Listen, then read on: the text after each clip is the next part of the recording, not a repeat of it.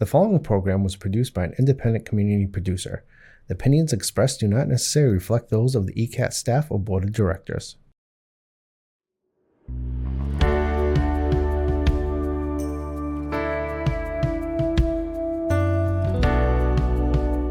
Giving a voice to the voiceless, pulling stories out of the shadows and putting them under the spotlight, making sure that each person is valued and cared for. This is Humanity First with Peter Evers, presented by BAMSI. Hi, everybody. It's Peter Evers, and Happy New Year to everybody. This is Humanity First, and it's our first show of the year, and it's probably a good time to talk about the cost of living in Massachusetts as we face another year with lots of different changes coming along.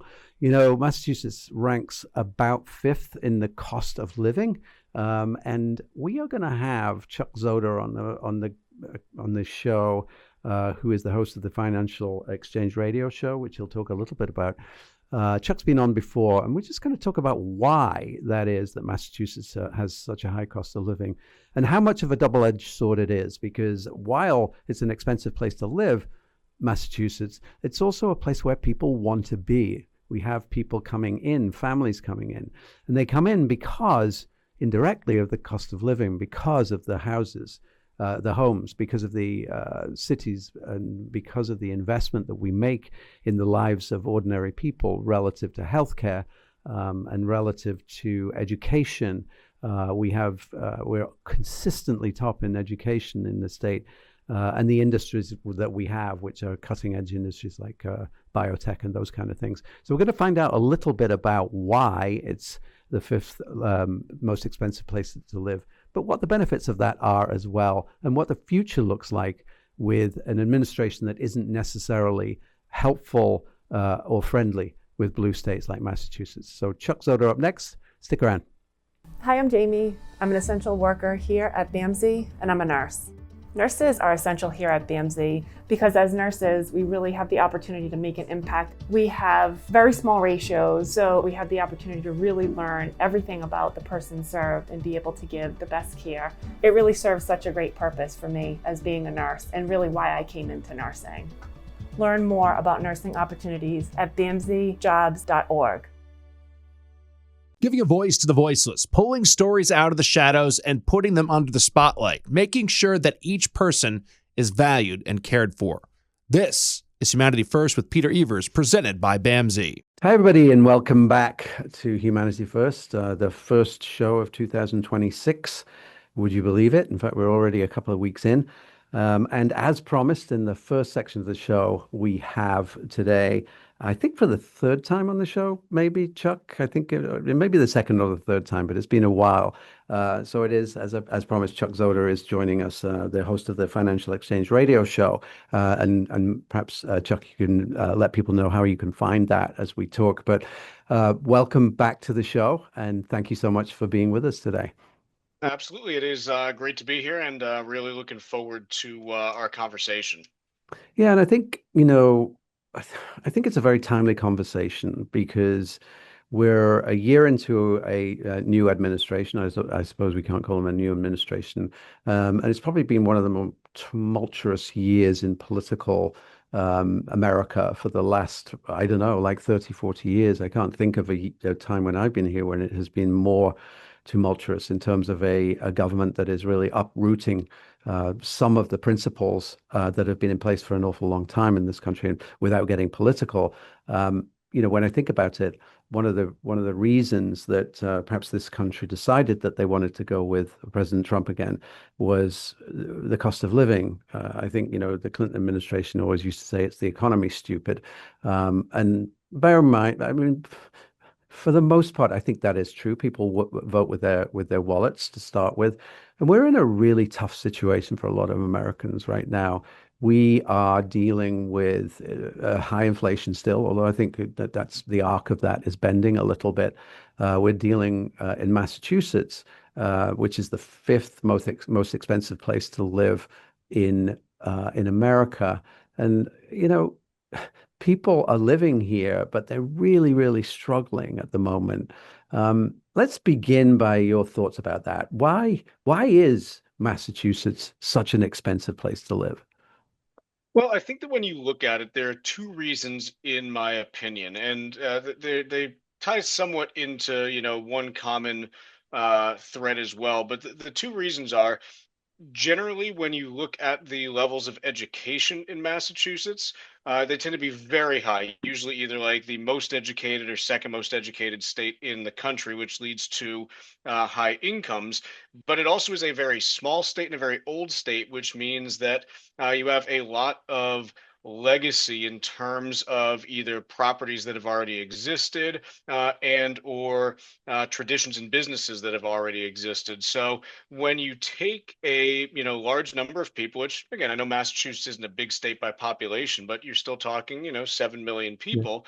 When you take 7 million people and give them high incomes, but then say, hey, it's going to be very difficult for you to build new buildings, start new businesses, and find ways to kind of expand outward, you have a lot of income creating demand and not a lot of elasticity of supply. So I think this is what you end up with here, which is it's a workforce that by and large earns very good incomes relative to other states in the country, but the costs are also very high because the supply side is limited because of some of the factors that I outlined. So, when you look at other parts of the country, particularly the Southeast and Southwest, the development that's happened there has largely been in the last 70 years because a lot of it wasn't really hospitable before the advent of air conditioning. You couldn't really live in large numbers in Florida and Louisiana and places like that year round. It was just not conducive to humans living there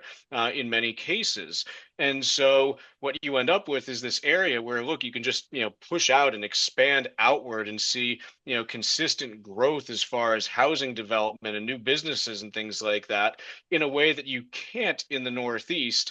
And so I think that's the fundamental thing that we struggle with is that we have very well educated workers, we have very well trained workers who earn high incomes, but it's very difficult to expand the supply of the things they want here, and that makes it very expensive for us to live in. Yeah, you raise a really good point then, and there's a couple of sort of issues that I think about a lot. I've spent quite a lot of time in the western part of the state, and that drive to get to, um, the Berkshires and places like that. And my kid went to UMass Amherst as well. There are places in Western Massachusetts, but once you pass Worcester, that don't look like Eastern Massachusetts. House prices are lower, and to be honest with you, there are many of those rural issues that many places in America struggle with. So when we think about Massachusetts, I think we also ought to acknowledge the inequities of wealth that exist even within the state. And then when you think about transgenerational wealth is really driven by the ownership of property, right? And then you had many people of color sort of drifting up here for work in the 1960s and 1970s. And those people were excluded, sort of deliberately, actually, from home ownership until recently. There's more inequities there. And so it stands out more, doesn't it, for the people that we serve, for instance, at BAMSI, that they are really going to struggle here. But they're people who haven't got that history of building wealth. I remember when I came to America from Britain in 1990, and we lived in Somerville.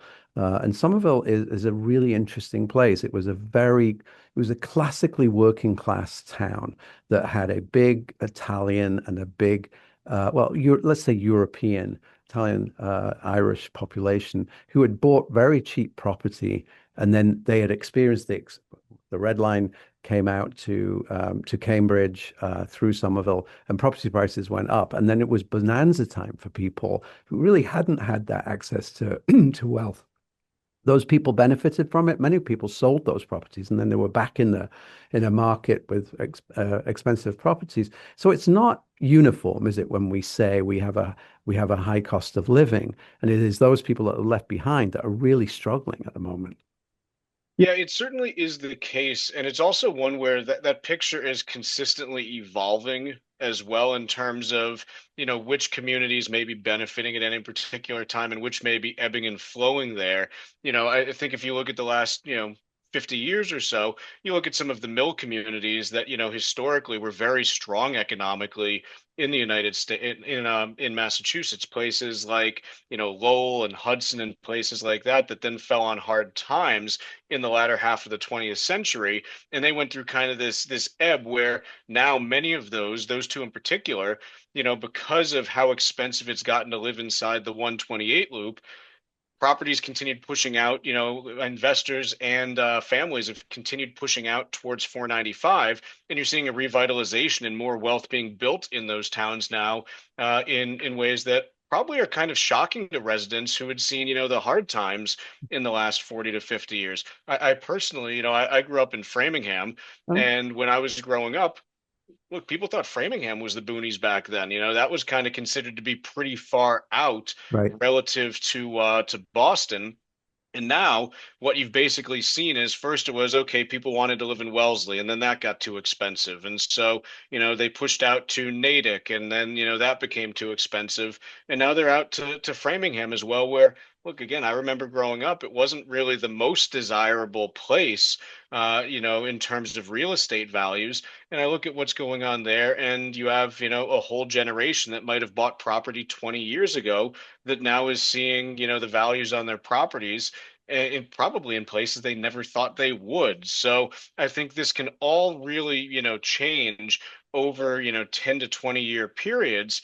And I suspect that you'll continue to see some evolution in Western Massachusetts as people try to navigate that high cost of living and look west and say, yeah, there might be some opportunities out there that look better than what we have in the eastern part of the state.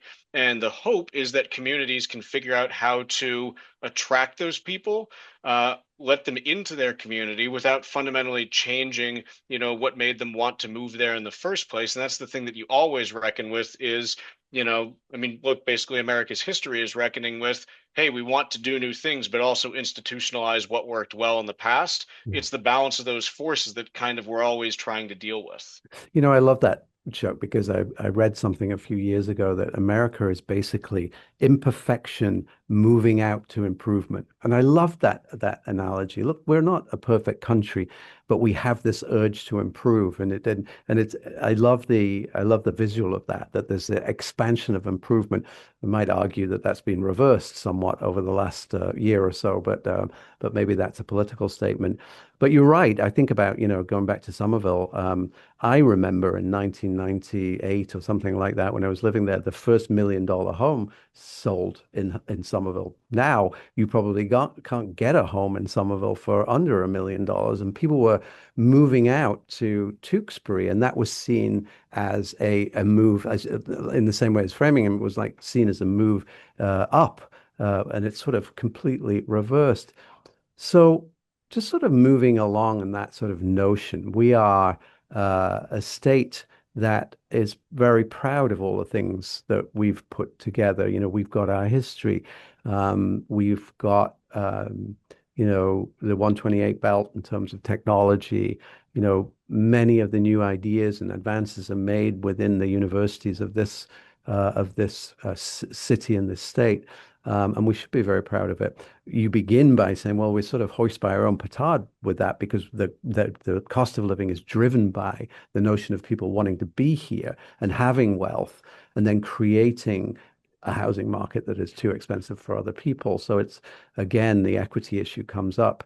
But families still want to come here, Chuck. They want, talk about that. Why do people want to come knowing that there's going to be a struggle? I think it's because of, the things that make Massachusetts, kind of unique in a few different areas. The first is obviously education, whether you're looking at, public schools all the way K through 12th grade. Again, consistently ranked as some of the best in the country. I often say, look, even if you are in a school system that's not highly regarded in Massachusetts, it still tends to rank pretty strongly throughout the country just because the fundamental, the baseline and the foundation is so strong there. The healthcare quality is incredibly high here. And so that's something that obviously attracts people. The wages are high here. And so, it's kind of this balance of, hey, look, I could move to Massachusetts and get, a 25% bump in pay. without kind of realizing, okay, it also comes along with a significant increase in the cost of living. But I think these are all reasons why people want to be here. And I think in some respects, there are parts of the Massachusetts economy where we've done a pretty good job of allowing for that expansion to happen. I mean, the successes that we've seen in the biotech area over the last 25 years, I think are something that need to be celebrated because we've really become the center of the biotech world worldwide. I mean, again, it is where the best researchers in the world are often working on the next big thing in that field. I think where we tend to fall down and struggle a little bit is in making it accommodating for people in other industries to come in and expand the same way, but also then again, and this is something that every town reckons with, is the idea of, hey, we want to see expansion, but we don't want to see our quality of life disrupted. And the problem is that we've just seen, consistent struggles to build the level of housing needed to accommodate the number of people that want to be here. And, there's no one size fits all solution because you're not going to all of a sudden get to, be building, skyscrapers in, Natick. That's not appropriate for that community. But likewise, if you're trying to increase, housing capacity in a place like Brookline, you probably have to start looking a little bit taller and a little bit, higher. Whereas in Natick, maybe it's okay. Is there a way we can authorize, more duplexes to be built so we maintain the same overall feel, but can double capacity, on a per lot basis? So there are things that you can play around with that can be very specific to, different communities, because ultimately when we talk about, affordability, housing's at the center of it. Housing generally makes up between 25 and 40% of a family's monthly budget. For all the talk about all of the other items, if you square away the housing piece, the rest tends to fall into place, a lot more easily just because of how big that line item is. It's absolutely true. But on the other hand, when and everybody knows this, the the bill for your shopping is like staggering compared to what it was a year and a half ago. So that latitude that you had with squaring away the cost of your housing is often there's another pressure on that, and that is the price of inflation, the price of food. It's funny actually because I don't. We're vegetarian in our household, so I'm never going in the meat counter. But my kids were coming home for Christmas, so I went to buy a turkey or whatever it was. And I was astonished that the price of meat was 2 or 3 times what it was when I last bought it. So there's that pressure on folks as well. And just to talk about Brockton for a second, Brockton is a great example of what you talked about. Here is a gateway city. It literally is where somebody could come from another country, maybe a refugee, and start and buy a house and get on that rung. In 2020, the average price of a home in Brockton was around $325,000. Now it's $425,000. And we have people who are coming in on very small incomes. We had a mayor who came on this show an awful lot who really talked about what the dilemma for him was. He wanted Brockton to grow. He wanted Brockton to be a place where, young couples would come and have families. And yet that pushes up the cost of housing for the other people that he wants there, which are people from all around the world who bring multiculturalism and food and all of those different things that make a city great. It is a terrible dilemma for a mayor, right? It is. And I think that when you look at this, it's, how do you figure out ways to lower the cost of development while still keeping a city or a town's character? And there are no great answers on this, unfortunately. It's one where no matter what, you end up with someone being upset. And look, the best compromises are often the ones where everyone walks away a little bit upset because Yeah. you didn't get everything that you wanted. That's kind of the nature of compromise. So, those are the discussions that I think we need to have more often, because otherwise we're just kind of doomed to repeat the same, problems and make them worse before we have a chance to improve them. On the other items, most notably the food piece, one of the great tailwinds in the last 50 years has been the fact that relative to incomes, food prices have been decreasing. They haven't been decreasing in nominal terms. Food prices basically always go up year over Yeah. year. You have some small instances where that's not the case, usually in and around recessionary periods when demand drops. But otherwise, food prices are consistently moving up, but incomes have been moving up faster for the last 50 years. And so, as a percentage of income, the amount that families have had to spend on groceries has been declining, basically since the 1970s. The problem that we have here in the last several years is that for a variety of factors, some within our control, some completely outside of our control, food prices have been rising faster than incomes have. And that is why it feels so challenging right now, is that, it used to be, okay, I went and, average family, you're making $50,000 a year and your grocery bill is $100 a week. Okay, like it's not perfect, but we can deal with that. Now it's okay, my income's gone up by 20%, so you're making 60,000 a year, but my groceries are 125 a week. They've gone up by 25% instead, and it's chewing into my income that I could then spend on other things that I either want or need. And I think this is why it feels so uncomfortable to people, is because of that. And again, look, some of this is caused by policy, some of it's just caused by nature. Mm. It's when we talk about, beef prices, which you mentioned, those are moving up simply because the last couple of years, demand for beef had dropped. And so farmers had said, we're not going to let the herd get as big as we had previously. And that, coupled with some diseases that have gone through American herds, have reduced the size of the herd and driven up prices. It's not intentional. It's not something where they say, no, we're trying to do this. It was, well, we're just trying to protect our business. And then something unexpected happened. Mm. There are other places where policy may be driving this more. The price of coffee going up this year, largely because America can't grow coffee. We import it. And when we put tariffs in place on Brazil, that was something that we had tariffs. Same with bananas. These are things that we don't really grow in America. So I'd say the vast majority of what we see on this front is not policy related in terms of at least top down. Generally, it's more due to random stuff that happens in nature that affects, the growing season for different products.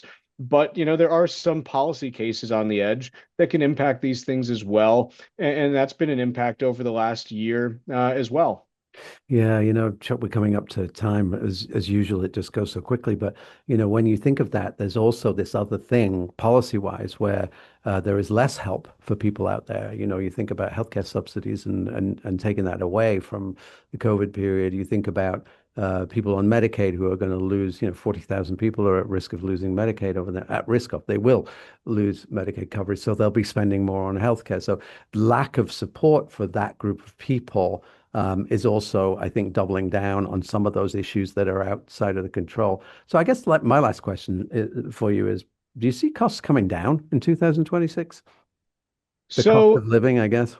So there's two different ways to look at this. The first is actual costs. I am highly skeptical that they will come down because they almost never do. The only time that you actually see deflation generally is during or after recessions because demand has dropped and prices fall as a result of it. What we want to see and what we historically, have seen for the last 40, 50 years is, okay, inflation's moving at 2.5% and wages are growing at 3%. And so you're getting a cost of living bump, or not a cost of living bump, but a quality of life bump simply because you have more spending power because your income is growing faster than your costs are. That's what you like to see in an ideal world. And I think the real question is, how do we get there with a broader swath of the population? Because on the affordability piece, it feels like we always just want to tackle the price side of it and say, hey, how can we, make the price lower? I think we leave out the other side, which is equally as important, which is, hey, how can we increase incomes for households? Because that can make things more affordable as well. And so increasing incomes and increasing the supply of what they want to buy such that it's cheaper on a relative basis, then that's the whole idea behind productivity gains. Hey, I built this new fishing pole so I can catch 3 fish a day instead of 2. Great. That is a real increase in your quality of life. These are the things that we want to see, obviously, in more complicated industries than that. But that's how you actually find ways to increase quality of life and increase affordability is through the invention and distribution of new technologies that drive the cost down in relative terms. That's the big thing that we want to figure out how to do. Yeah, I love it. Come at it from both those angles, and I'm sure there's other levers that we can pull to sort of get a better balance. Chuck, do you want to say a little bit about your radio show? Yeah, we have it's a daily show that we broadcast every day. It's carried on stations throughout the New England region. Also, an hour of the show is picked up on Sirius XM radio at this point, and our show is focused on business news and talking about topics that you read in the business section of your paper and trying to explain how they impact the average person, not just the person who is looking for the next big stock tip or something like that. We want to talk about how these things impact average Americans on a daily basis. Yeah, it's a great show. So that's the Financial Exchange radio show. Chuck, thank you so much. It's been enlightening as ever. And, maybe we can do this again in 6 months and see if some of these predictions that we're thinking about and hopes have actually come to reality. So thank you so much, Chuck. Really appreciate it. Absolutely. Have a great rest of the winter. And hope to talk to you soon and really enjoyed it. Take care. Thanks. Bye, everybody.